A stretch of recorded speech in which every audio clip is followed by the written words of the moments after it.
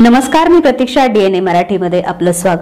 राष्ट्रवादी काँग्रेस पक्षाचे शहर जिल्हाध्यक्ष संपत बारसकर यांच्या प्रयत्नातून कॉटेज कॉर्नर येथे संघर्ष प्रतिष्ठान फुटबॉल अकॅडमीचे उद्घाटन आमदार संग्राम जगताप यांच्या हस्ते संपन्न झाले.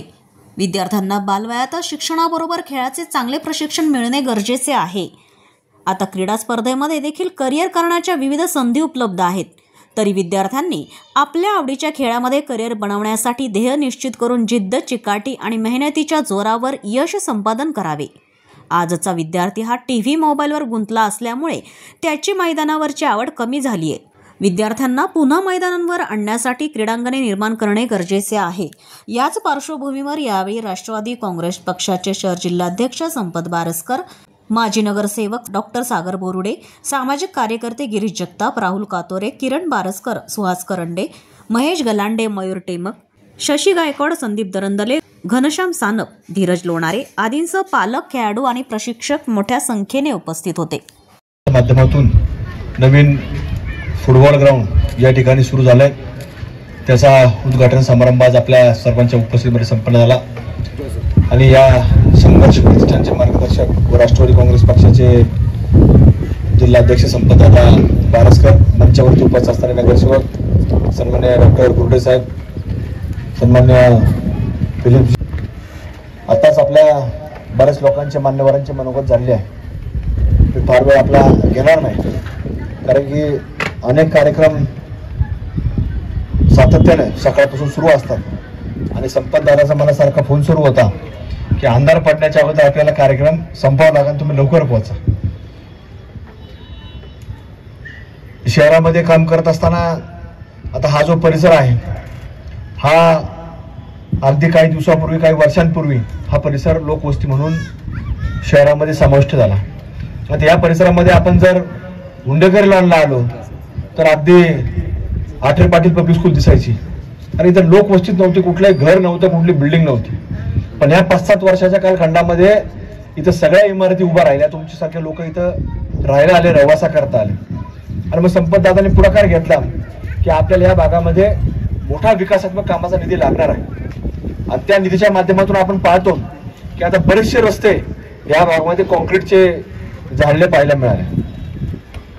5-6 वर्षापूर्वीच हा कॉटेज कॉर्नरकडे येणारा रस्ता देखील डांबरीकरण केलेला होता, पण बाजूला मोकळे प्लॉट असल्यामुळे पाणीच असतं आणि डांबरी रस्ते एक खराब होत चालतात.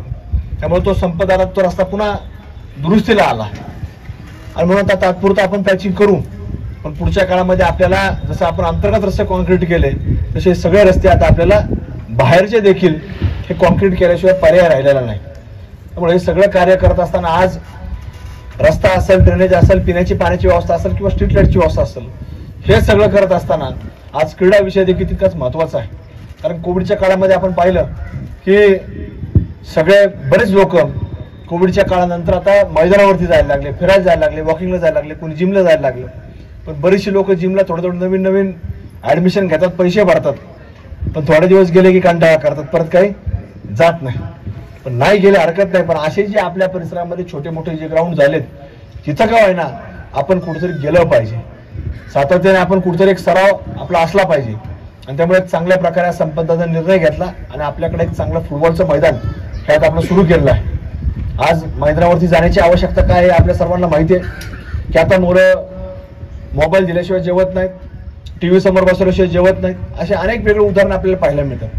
आमच्यातला जवळचा एक सहकारी म्हणजे त्याची अशी अवस्था आहे की त्याचा मुलगा, आम्ही त्याला 2-3 वेळा फोन केला तर तो दुपारी 1:30-2 वाजेपर्यंत फोनच उचलत नाही.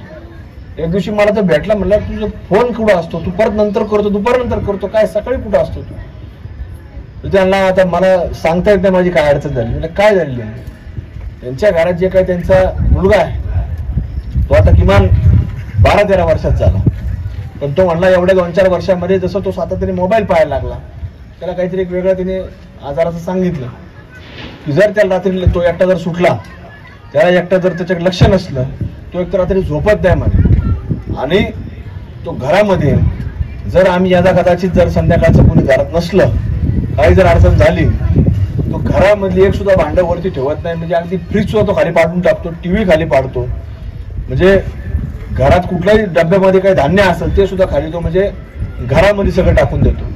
म्हणजे इतकी भयानक परिस्थिती, काही काही वेगवेगळ्या आजारांची आपल्याला फक्त त्याचं कारण त्यांनी मुंबईपर्यंत गेला, पुण्यापर्यंत गेला, वेगवेगळे डॉक्टर त्यांनी भेटले, पण त्यांनी सांगितलं जो काही तुम्ही मोबाईल किंवा टीव्हीचा जो परिणाम आहे हा त्याच्यावरती मनावरती झालेला आहे आणि ते जर तुम्ही त्याला दिलं नाही तर त्याचे अशा प्रकारची त्याची परिस्थिती होती. आणि त्यामुळे असे जे प्रकार आहेत ते आपण जेव्हा समाजामध्ये वावरतो फिरतो ते अशा ऐकल्यानंतर कुठेतरी समाजामध्ये आज ह्या प्रश्नांपेक्षा म्हणजे लाईट, पाणी, वीज या प्रश्नापेक्षा आज आपल्याला हे प्रश्न देखील फार महत्त्वाचे ज्वलंत वाटतात. परिसरामध्ये होत असलेल्या संघर्ष प्रतिष्ठानच्या वतीने क्रीडा क्षेत्रात असलेले पाऊल गेल्या अनेक वर्षांपासून आपण करतोच, पण खऱ्या अर्थाने आज तिची मुहूर्तमेढ ज्यांच्या हस्ते झाली असे या शहराचे लाडके आमदार जो आपल्या हिंदू जननायक आमदार श्री संग्राम जगताप यांच्या शुभ हस्ते आत्ताच झालेले.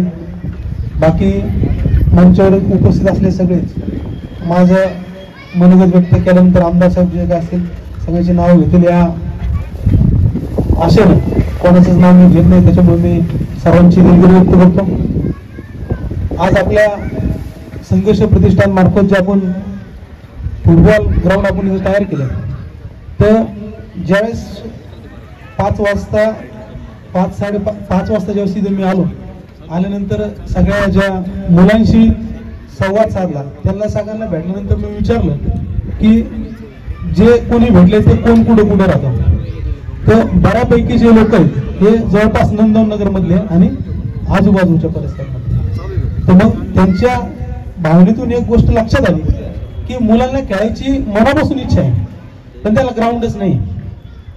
त्याच्यामुळे माझी सुद्धा स्थानिक नागरिकांना एक विनंती आहे की ज्यावेळेस 10 मुलं इथे खेळायला येतील तर 2 बाहेरचे बी येणार आहेत आणि जे 2 बाहेरचे चांगले असले तर आपण त्यांना इथे ठेवणार आहेत.